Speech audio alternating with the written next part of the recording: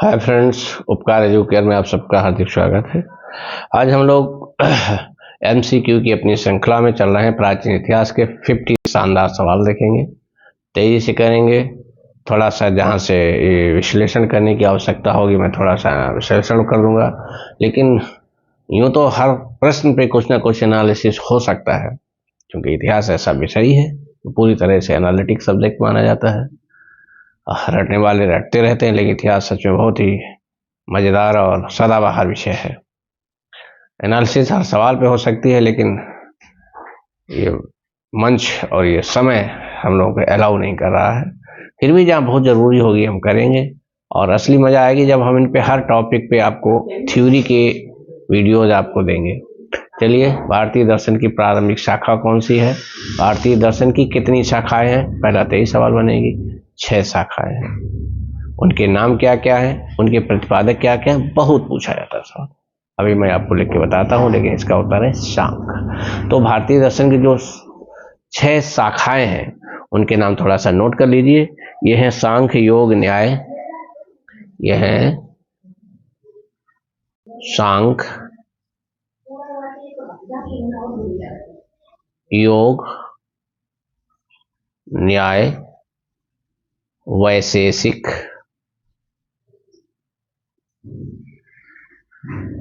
न्याय, सांख्य, योग, न्याय, वैशेषिक, मीमांसा, वेदांत। मीमांसा, वेदांत, ये 6 शाखाएं हैं। अब दूसरा सवाल पूछा जाता है, इनके प्रतिपादक कौन है? तो नोट कर लीजिए। सांख्य दर्शन के प्रतिपादक हैं कपिल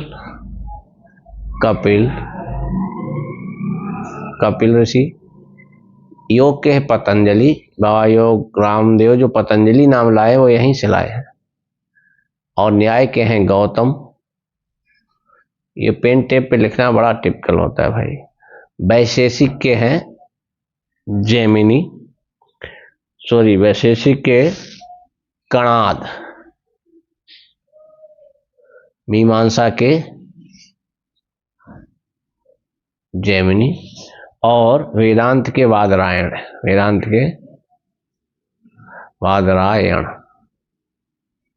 ठीक, तो 6 भारतीय दर्शन की 6 शाखाएं हैं। सांख्य, योग, न्याय, वैशेषिक, मीमांसा, वेदांत। इनके प्रतिपादक क्या हैं? कपिल, पतंजलि, गौतम, वैशेषिक के कणाद, मीमांसा के जैमिनी और वेदांत के वादरायण। तो पहले का उत्तर सांख्य, लेकिन उसमें इतने सवाल लगे हुए हैं। चारवाक जी को आजीवक चारवाक दर्शन अपने आप में एक अलग है, जो अध्यात्मिक ना होकर भौतिक वस्तुओं को महत्व देता है। सांसारिक या भौतिक दर्शन भी इसे कहा जाता है। सांसारिक या भौतिक दर्शन, क्योंकि जहां बाकी दर्शन ये अध्यात्म की बात करते हैं, ये भौतिकता की बात करता है। चारवाक का एक कथन भी है, चारवाक दर्शन की जो थीम है वो ये है, ऋणम कृत्वा घृतं पिबेत भस्मीभूतस्य देहस्य पुनरोगमना कथा।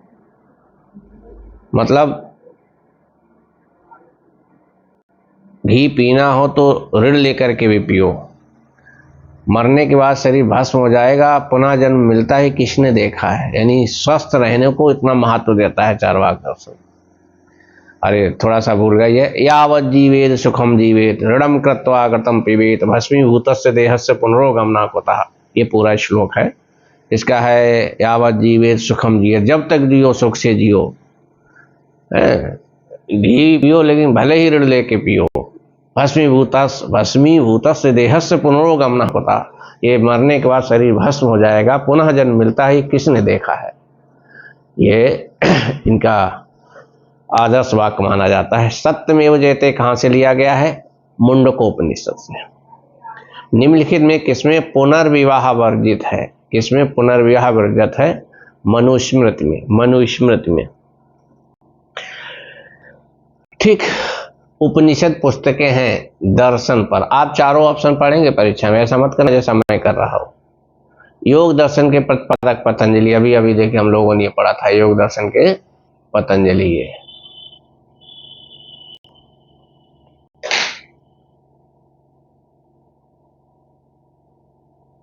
कौटिल्य प्रधानमंत्री थे चंद्रगुप्त मौर्य के। योग दर्शन के प्रतिपादक हैं पतंजलि। फिर आ गया देखिए, कौटिल्य महामंत्री थे सम्राट चंद्रगुप्त मौर्य के। गुप्तकालीन रजत मुद्राओं को नाम दिया गया था, गुप्तकालीन रजत मुद्राओं को नाम दिया गया था रूपक। रूपक। निम्नलिखित में सूची को सुमेल कीजिए। लेखक है और ये ग्रंथ है।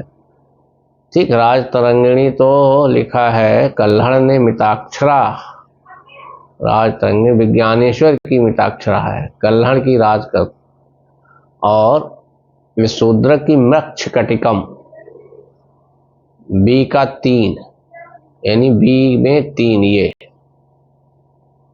और कल्हड़ की राजतरंगिणी, कल्हड़ का राजतरंगिणी 2 यानी कि डी में 2 यानी ये। हाँ, तो ये बी ऑप्शन सही है। दक्षिणी भारत का प्रसिद्ध तक्कोलम का युद्ध हुआ था। बड़ा अच्छा सवाल है, तक्कोलम का युद्ध। तक्कोलम का हुआ था युद्ध चोल और राष्ट्रकूटों के बीच, चोल और राष्ट्रकूटों के बीच, जिसमें चोल वंश का परांतक फर्स्ट, चोल वंश का था परांतक फर्स्ट, और राष्ट्रकूट वंश का था कृष्ण थर्ड। इसमें परांतक जो है हारा और एक कृष्ण जीते, ये विनर थे, ये जीते और ये हारे। और युद्ध लगभग 900 साढ़े 900 के आसपास, ये जो है तक्कोलम के 948 एडी के आसपास हुआ। तो ध्यान रखा, तक्कोलम का युद्ध चोल और राष्ट्रकूटों के मध्य हुआ। चोल था परांतक फर्स्ट और राष्ट्रकूट था कृष्ण थर्ड। भारतीय महाद्वीप में कृषि के प्राचीनतम साक्ष्य कहाँ से प्राप्त हुए? मेहरगढ़। ये कोल्डीवा, लहुरादेव, मेहरगढ़ सब जगह से मिले, लेकिन सबसे ज्यादा प्राचीन इसमें मेहरगढ़ से ही माने जाते हैं। ठीक, मेहरगढ़ कहाँ है देखिए, ये भी थोड़ा सा सवाल है। ये पाकिस्तान में है, पाकिस्तान के बलूचिस्तान प्रांत में है मेहरगढ़। कोल्डीवा इलाहाबाद या प्रयागराज में है, प्रयागराज। लहुरादेव संत कबीर नगर।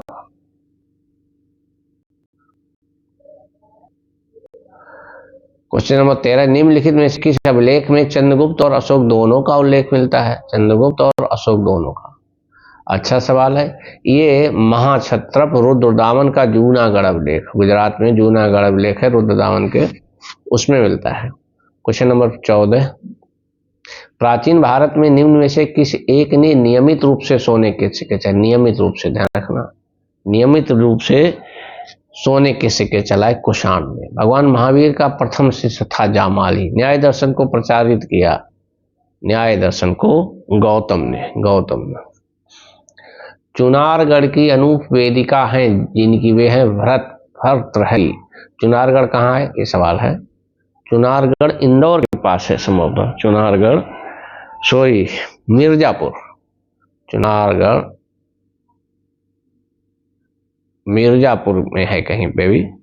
अष्टाध्यायी के लेखक, अष्टाध्यायी पाणिनि, इसमें संस्कृत का व्याकरण है अष्टाध्यायी में। क्वेश्चन नंबर 19, आदि शंकराचार्य द्वारा स्थापित, बहुत अच्छा सवाल है, वेरी गुड, 5 स्टार वाला सवाल है। शंकराचार्य द्वारा स्थापित 4 मठ कहाँ कहाँ है? 4 मठ हैं, द्वारकापुरी, श्रृंगेरी, प्रयाग 9, वाराणसी 9, बस यही ऑप्शन बना। जोशी मठ, द्वारकापुरी, श्रृंगेरी कहाँ है? कर्नाटक में, ये भी सवाल आता है, कर्नाटक में। पुरी कहाँ है? उड़ीसा में। द्वारका कहाँ है? गुजरात में। जोशी मठ कहाँ है? उत्तराखंड में। ठीक, ये भी सवाल आता है, ध्यान रखना। तृतीय संगम हुआ था, क्वेश्चन नंबर 20, तृतीय संगम हुआ था, क्वेश्चन नंबर 20, तृतीय संगम हुआ था। हाँ, तृतीय संगम हुआ था अरिकामेडू में। सॉरी, अरिकामेडू में। गौतम बुद्ध के समय का प्रसिद्ध वैद्य जीवक किसके दरबार से संबंधित था? ये बिम्बिसार के से संबंधित था। बिम्बिसार से संबंधित था। बिम्बिसार से योग दर्शन के प्रतिपादक हैं। ये देखो बार बार सवाल आ रहा है, बहुत अच्छा सवाल है। पतंजलि। प्रभासगिरी जिनका तीर्थ स्थल है वे हैं जैन। ये प्रभासगिरी कहाँ है सब? ये कौशाम्बी में।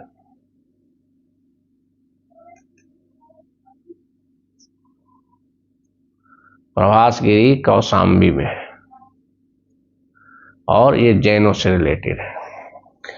मध्य पाषाणिक प्रसंग में पशुपालन के प्रमाण जहां मिले वह स्थान है आदमगढ़। आदमगढ़ जो इसमें निशान लगाते हैं हम लोग, वह स्थान है आदमगढ़। आदमगढ़। वैदिक काल में किस जानवर को अघन्या कहा जाता है? गाय को। महावीर का प्रथम अनुयायी कौन था? जामाली। गंगा घाटी में धान की खेती का प्राचीनतम प्रमाण लाहुरा देव से। भारतीय उपद्वीप में कृषि के प्राचीनतम साक्ष्य प्राप्त हुए मेहरगढ़ से। निम्नलिखित में से कौन कनिष्क के दरबार से संबंध नहीं था? अश्वघोष, नागार्जुन, चरक। ये जो है नहीं था। ये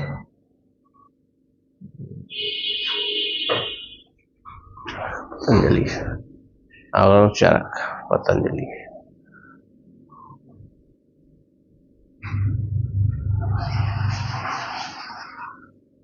ये जो है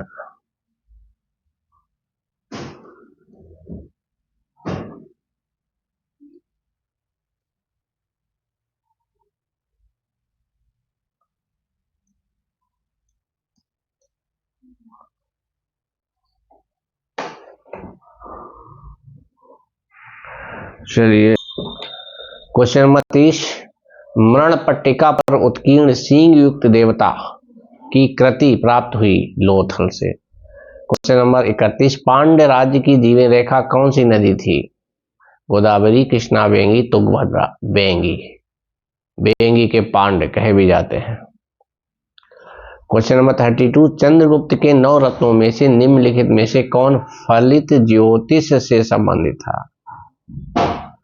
ज्योतिष। शंकु तो वास्तुकार थे। देखिए ये आर्किटेक्ट थे। अमर सिंह कोशकार थे।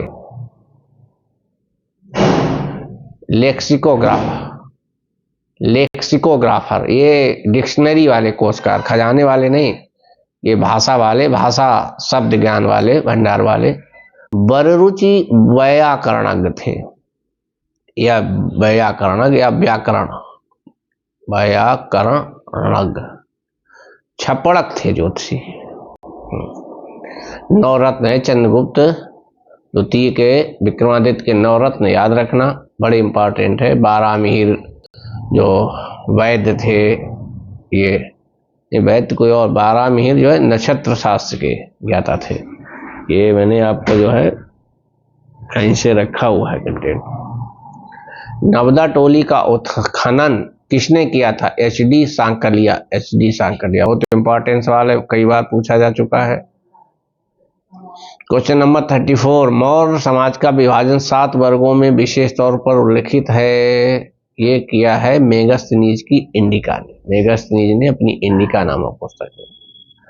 मालवा क्षेत्र पर मगध की सत्ता। मालवा क्षेत्र पर मगध की सत्ता। मालवा क्षेत्र पर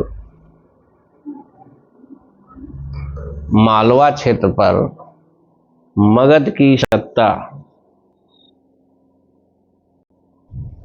मालवा क्षेत्र पर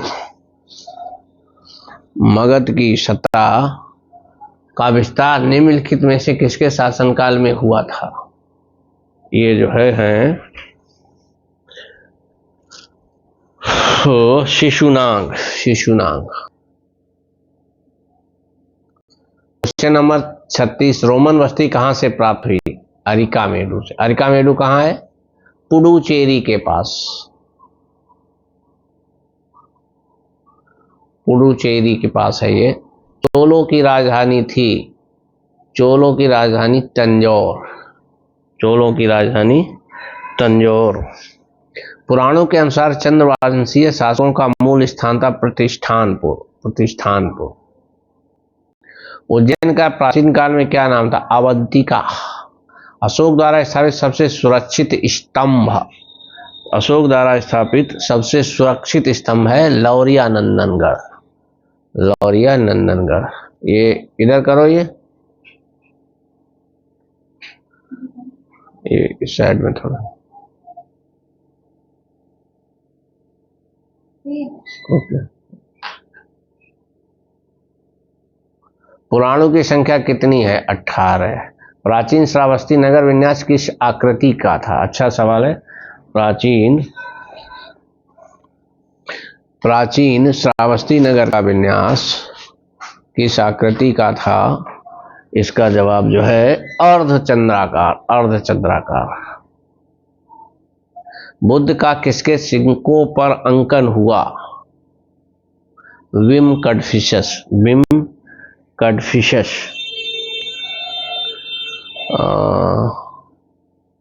कनिष्क पे भी हुआ है, काटिए इसको, कनिष्क करिए, यही सही है। प्रथम गुप्त शासक जिसने परम भागवत की उपाधि धारण की, चंद्रगुप्त द्वितीय। मत्त विलास प्रहसन का लेखक कौन था? मत्त विलास प्रहसन का लेखक महेंद्र वर्मन। किस वंश का था ये थोड़ा ध्यान रखना, पल्लव। ये पल्लव वंश का है। एलोरा के राष्ट्रकूट के कैलाश मंदिर का निर्माण कराया था। एलोरा के कैलाश मंदिर का निर्माण कराया था राष्ट्रकूटों ने कराया था। और ये कराया था राष्ट्रकूटों में एक शासक हुए कृष्ण फर्स्ट, इन्होंने कराया था। एलोरा कहाँ है? एलोरा औरंगाबाद, महाराष्ट्र। एलोरा कहाँ है आज की तारीख में? महाराष्ट्र में औरंगाबाद।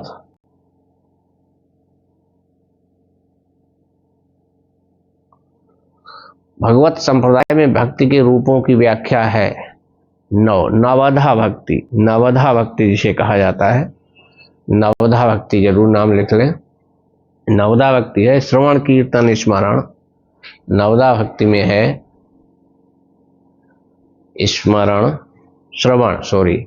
स्मरण भी है वैसे, स्मरण,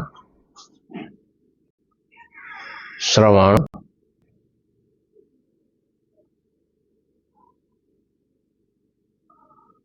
कीर्तन, पाद सेवन, अर्चन,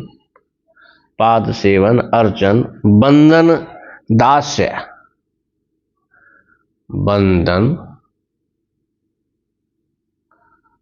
दास्य, सख्य, 1 2 3 4 5 6 7 8, एक और बचा, आत्मनिवेदन।